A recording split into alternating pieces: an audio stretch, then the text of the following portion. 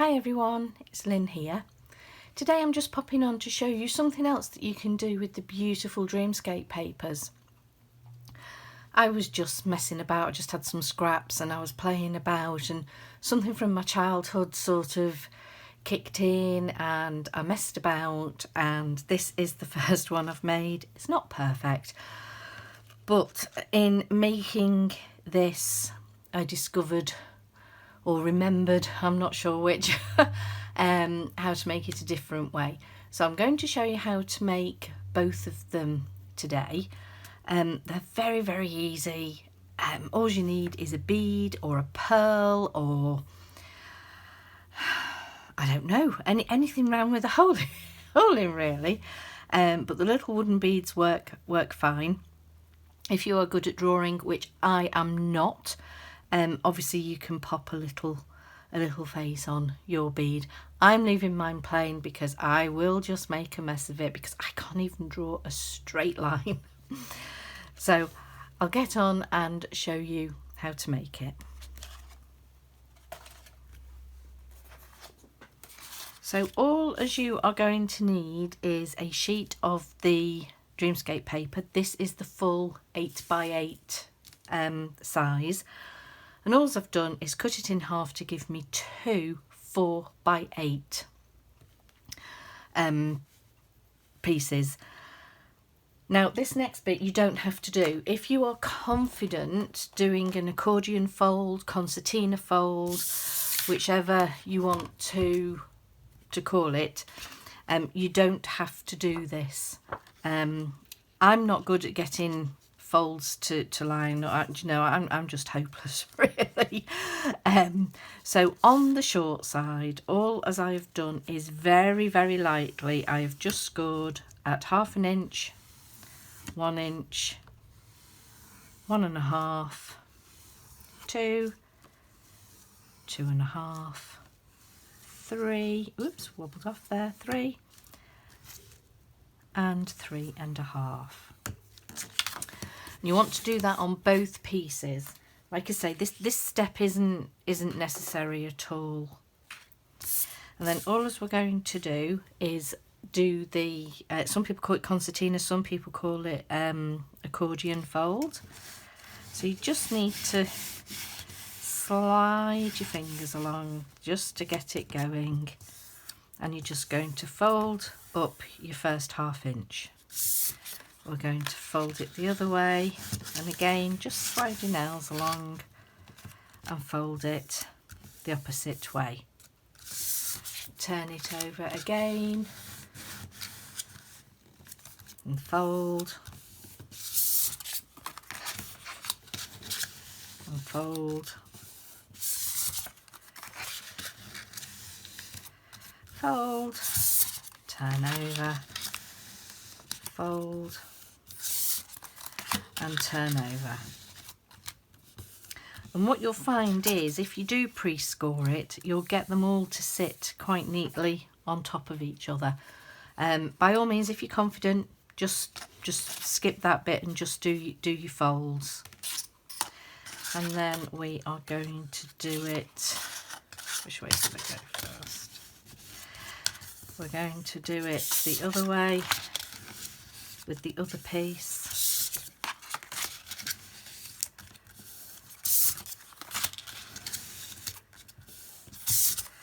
These double-sided papers work lovely for this. You know, you can use copy paper. But like I say, the double-sided have the advantage that you get a nice effect on both sides. So now you have your two pieces. Now what I like to try and do is make sure that my first folds and last folds, you have your point upwards as opposed to that way. Can you see? It just gives a neater finish. Okay. So next we're going to put these two together, making sure the level at the bottom. We're just going to go up and we're just going to guesstimate where we would like our Now some people call them wings, some people call them sleeves. So I'm going to go about there and fold it back on itself. Okay, and then the next one, you just want to line it up at the bottom and make your fold in the same place. Okay.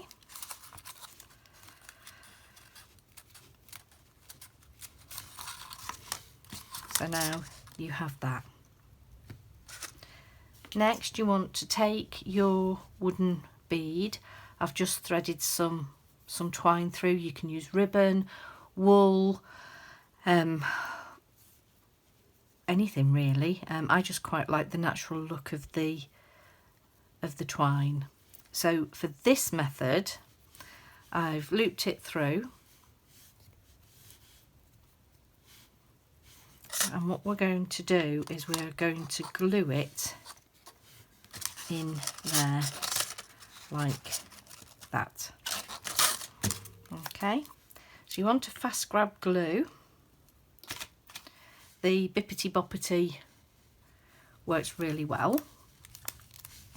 So I just start at the top and I just squodge a little bit out. Don't need too much, but to secure this twine you do need quite a bit. And just trap it in there.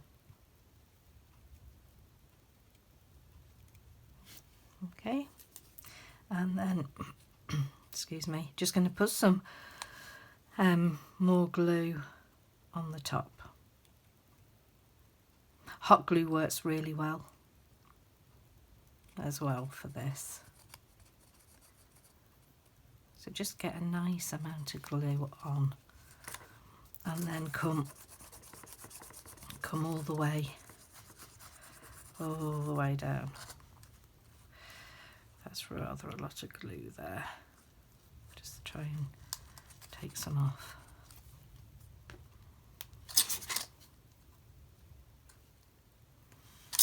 Okay, and then just pop this one on the top, making sure you line up at the bottom, and then give it a really good squeeze.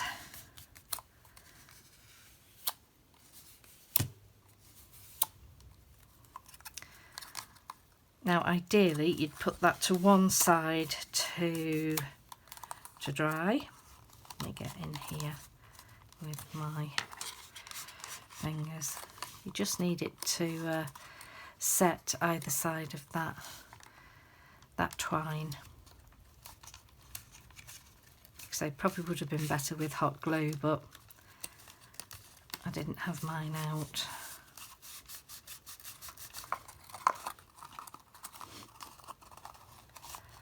Line it up as best you can.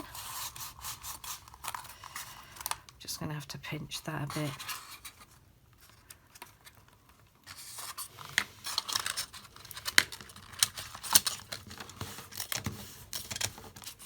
So just while I'm holding that there to dry,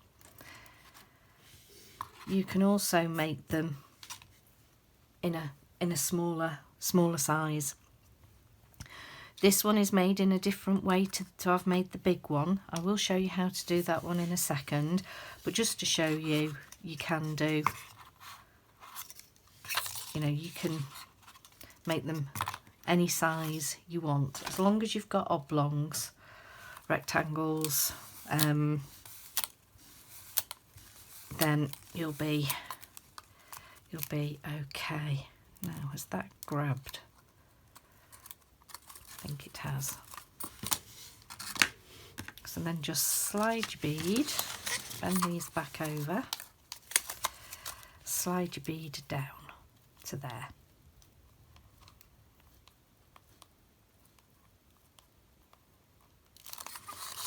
Okay, and then we're just going to open these these out, and then you're going to spread these out. Like I say, some people call these wings, some people call them sleeves. So you can leave them like that, or if you want to, you can glue these to the side of the body like that and have them more of a sleeve. If you want the wing effect, then I would leave it just like that. I mean, obviously at home you'll be able to make sure that that is completely stuck. But can you see what I mean about having your folds with your points up? You get that neater finish. And if I turn it over, although she still looks lovely from this side, you have more of the open edge. But they do look lovely spinning round. And like I say, you know, you can pop a face on if you want. So I'm going to show you how to make this one. Okay, so I just had some scraps of the Dreamscape paper, and I think this one was a piece of 5x4, and again I scored it at every 1/2 inch. This piece I think was a 3x6. No, that's the 3x6, very sorry. This one is 5x4. And again, all I did was do the concertina fold, backwards and forwards on both. And then fold them in half, again, trying to get your raw edges facing the back. And give that a really good squeeze. And again, fold this one and give this a really good squeeze as well. Okay, and then we are going to place that one on top of that one. This time I've taken a smaller bead, and what you're going to do is your looped bit, you're just going to slide it over here and then pull down. Okay, now it does help if you tie hair there and there, hairs everywhere, and then just tie this in a knot to secure that bead.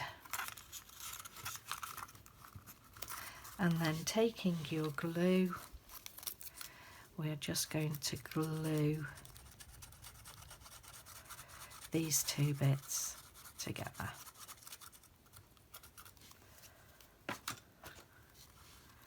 So fold and squeeze. Just give it a minute or two to grab. You know, at home you'll have a lot longer than I've got here. Oh, cut this a bit short. And then you would just tie a knot for her to hang from. Yeah, cut that a bit short. Okay. And then you would fan out her wings and her dress. Well, I've not lined that up very well at all there, have I? But you get the idea. Like I say, my hands don't work well.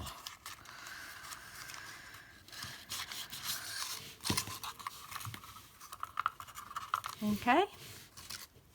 And again, if you want to, you can glue these onto here.